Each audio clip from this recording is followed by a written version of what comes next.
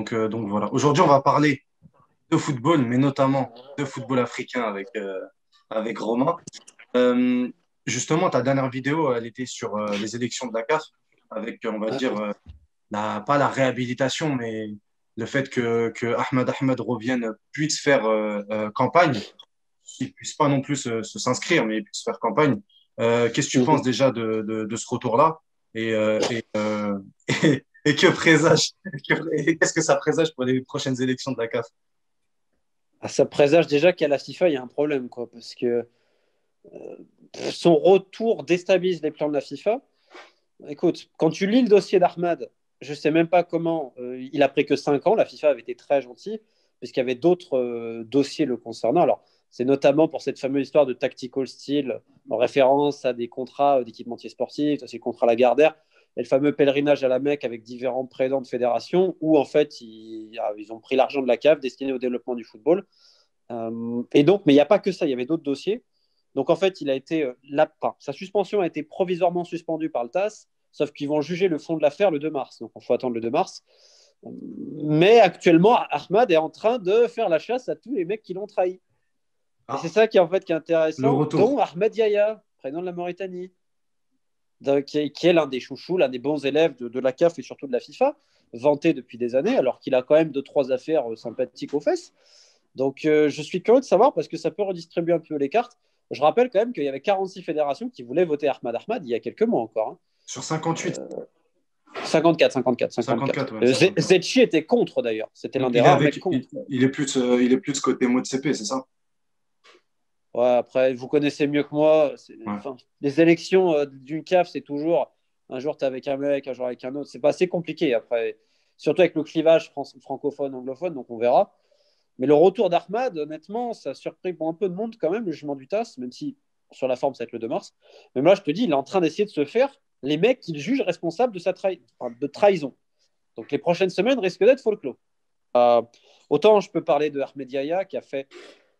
Honnêtement, l'académie, le développement de l'académie qu'ils ont fait à Nouakchott, en Mauritanie, c'est admirable. Ils font des championnats de jeunes, etc. Là, il y a la CAN moins de 20 qui vont organiser. Donc il y a des choses très très bien. Il a été élu meilleur dirigeant africain par la FIFA et tout, mais il a quand même deux, trois affaires. Je pense que d'ici une semaine, on va sortir une affaire sur la BBC où c'est un dossier, tu te demandes comment il peut se présenter. Quoi. Mais encore une fois, il a quand même fait de bonnes choses. Il y a tellement de présidents en Afrique, ou même en Asie, on l'a carrément. Tu prends l'exemple de la RDC, c'est le meilleur exemple. Comment Constant Marais, Ah, depuis 20 ans. Non, mais attends, c'est délirant. tu sais que je Tu déguste tes sais que, vidéos quand tu parles de Constant Mari.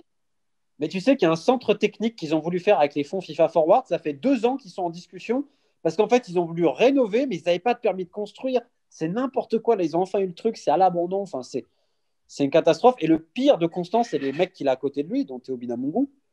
Donc, Ahmed Yahya a quand même fait des choses. Mais quand tu parles, par exemple, sur le Sénégal avec des gens qui suivent la campagne de Sangor, bon, ça fait pas non plus spécialement envie. Quoi. Les 4 candidats, bon, est-ce qu'il y a vraiment un candidat fort? C'est la question que j'ai. Quoi. Et pourtant, la CAF a besoin d'un candidat fort. Là. Après Bien sûr. Ahmad, tu es obligé d'avoir un mec fort. Et là, est-ce qu'il y en Ouais, a vraiment un? ouais. La Conmebol, par exemple, donc, elle est très hostile à la FIFA. L'UEFA et la FIFA, la FIFA ne peut pas dicter la conduite non plus. L'OFC en Océanie, bon, un petit peu, mais il y a eu un problème en 2017 de mémoire avec la police néo-zélandaise. Il y a eu des suspensions, notamment du secrétaire général, je crois, qui était Papou. Donc les mecs de l'OFC n'étaient pas trop contents. Donc la seule confédération où la FIFA a un contrôle comme cela, un rapport de domination, c'est la CAF.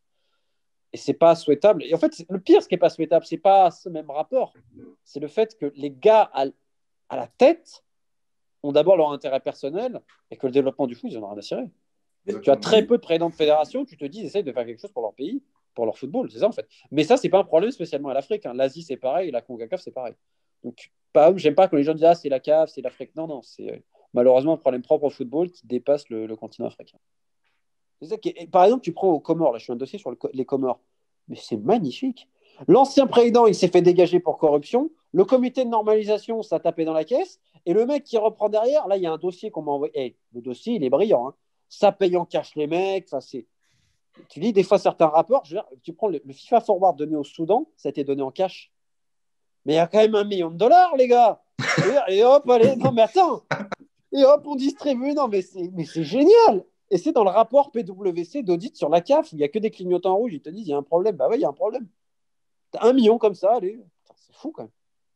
Bon, déjà, il faut imaginer qu'au Comores, l'ancien président, Sohail Turki, il avait fait construire le stade dans son village natal, qui est isolé de tout. Hein. Déjà, tu te dis que ça commence bien. Non, mais tu vois, c'est grotesque en plus, les mecs. En fait, il y a une affaire avec une société qui s'appelle Vallée Cristal, je crois, qui est une société de pêche qui récupère le contrat des équipementiers sportifs. Et là, tu te dis, ah, c'est bon, là, c'est la débandade, là, maintenant. C'est lié au mec de l'île Maurice, il y a des histoires de coucherie derrière, et c'est amour, gloire et beauté aux Comores, hein, avec Samir Soba, le président de l'île Maurice, qui est, là, on a un très grand dé, là. Les élections de 2018, ça menace les opposants, enfin, c'est...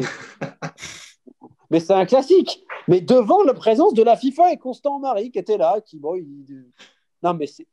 Et c'est le meilleur ami d'Ahmad, Samir Soba.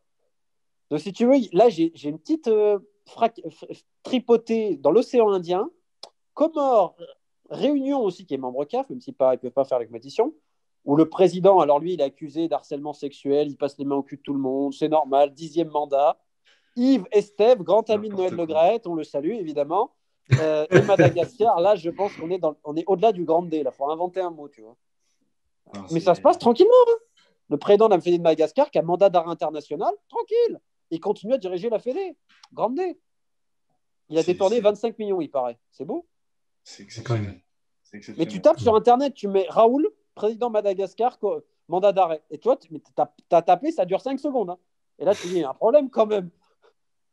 Je te disais, justement, nous, on est un peu focalisé sur le football africain. Et est-ce qu'il arrive, enfin, est-ce que c'est déjà arrivé que pour l'Asie ou l'Océanie, on puisse déplacer une compétition comme la CAN l'a été dernièrement? Est-ce que c'est déjà arrivé ou c'est vraiment propre à l'Afrique? Pas dans mes souvenirs, mais c'est surtout. En fait, il n'y a aucun répondant, quoi. C'est en gros, on a décidé ça, ouais, ok. Et tu as l'impression qu'en fait, la politique générale de certaines personnes de la CAF, il n'y avait pas de contre-pouvoir, en fait. Et c'est terrible parce que, évidemment, la FIFA, pour eux, l'Afrique, c'est un des piliers centraux, notamment pour les prochaines élections. Et tu te rends compte qu'ils dictent la conduite comme ça. À un moment donné, il y a aussi tout le process avec Fatma Samoura. Ouais. C'est la seule fois où je vois quelqu'un qui est envoyé comme cela. Tu n'as pas ça en Asie, tu n'as pas ça dans la zone de Caraïbes, CONCACAF. Alors que la CONCACAF a au moins autant de problèmes que la CAF. Au moins autant. Donc c'est quand même un statut très particulier. Et quelque part, quand tu as un président comme Ahmad, tu n'as pas un président fort. Donc c'était justement assez pratique à ce niveau-là, quoi. C'est assez intéressant de voir le niveau, mais je trouve que le niveau moyen a augmenté. Il y a pas... C'est très dur de les qualifier Coupe du Monde Afrique. Puis tu as l'arbitrage aussi, on n'en parle pas. L'arbitrage, il n'est pas du tout comme en Europe. Il y a encore, et c'est triste, hein, mais tu as des vrais achats d'arbitres. Et ça, des fois, c'est très dur d'aller là-bas. Des fois, c'est clair et net. C'est flagrant, ouais, c'est flagrant. Arbitrage maison. Un arbitrage maison. Moi, j'ai encore plein d'exemples en tête. Bah oui, en district, tu sais qu'il y a certains endroits, tu vas jouer, je sais pas, surtout en région parisienne. Tu vas jouer dans le 9-3 ou dans le 95 aussi, et Youssef peut le dire. C'est des endroits de traquenard. Bah, en Afrique, c'est pareil. Et ils me disent, tu sais, voilà, c'est l'Afrique, on ne peut pas avoir les standards. Mais non, de quoi tu ne peux pas avoir un degré d'excellence? Tu as peut-être moins de moyens, certes, mais le but, c'est toujours d'aller vers l'excellence. Il y a des moyens. Hein. Et le pire, c'est qu'il y a des moyens, mais ils sont enfin, la plupart du temps, ils sont. Il y a de plus en plus de moyens dans les gros clubs africains. Il n'y a jamais autant d'argent pour les gros clubs africains, on est d'accord? C'est super mal géré, mais quand tu regardes, même que ce soit autrement que dans les clubs, même dans les pays, le programme, j'avais eu le vieux reportage du programme FIFA qui montrait justement ce qui avait été fait au Cameroun. Tu voyais des terrains vagues, des millions qui s'étaient évaporés, on ne sait où. Et justement, le programme FIFA, si je ne me trompe pas, aidait à financer des centres d'entraînement, des rénovations des stades, etc. Et quand tu allais dans les endroits, des parkings, etc. Et quand tu allais dans les endroits, bah, tu avais un hangar tout vide et un terrain vague. En fait, c'était les programmes FIFA Goal et aujourd'hui, c'est les FIFA Forward. Voilà, exactement. Les FIFA Forward, c'est quand même 500 000 dollars versés en janvier et 500 000 dollars si tu réponds à tous les critères en juillet. Plus, tu peux obtenir 2 millions de dollars sur 4 ans pour des projets de structure. C'est-à-dire que tu peux, sur 4 ans, choper 6 millions de dollars. Et plus le reste, plus des remboursements et tout ça. Mais tu te rends compte que, par exemple, en Asie, j'en parle dans mon dernier ouvrage, tu prends le Pakistan.